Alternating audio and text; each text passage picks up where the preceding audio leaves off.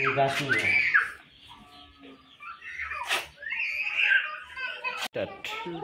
জানি এভাবেই প্রতিদিন সারের জন্য জমির থেকে ঘাস কেটে আনা হয়, তারপর কোথাও কাটা নিলে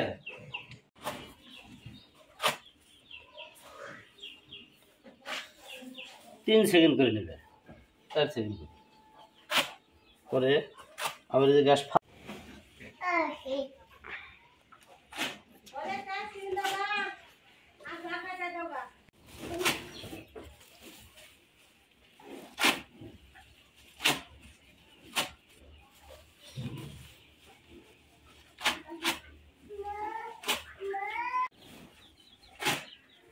আসলে এইভাবে গরুরে যদি ঘাসগুলো ছোট ছোট করে কেটে দেওয়া হয় তাহলে একটি ঘাসও গরু ফালায় না।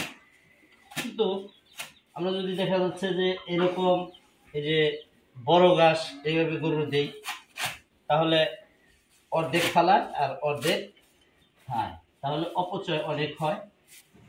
আমি এখন 2টা গরু পালি, আশা করি আরো অনেক বাড়বে, কিন্তু যেহেতু অল্প 2টা গরু আমি এককভাবে পালি তাই এই কাঁচি দিয়েই এই ঘাসগুলোকে আমি ছোট ছোট করে কেটে দিই। আল্লাহ যদি আরো অনেক গরু এই খামারে ওঠানোর সুযোগ দেয় তাহলে অবশ্যই মেশিন বা যান্ত্রিক জিনিস ব্যবহার করা হবে এই ঘাস কাটার জন্য। আপনারা সবাই দোয়া করবেন।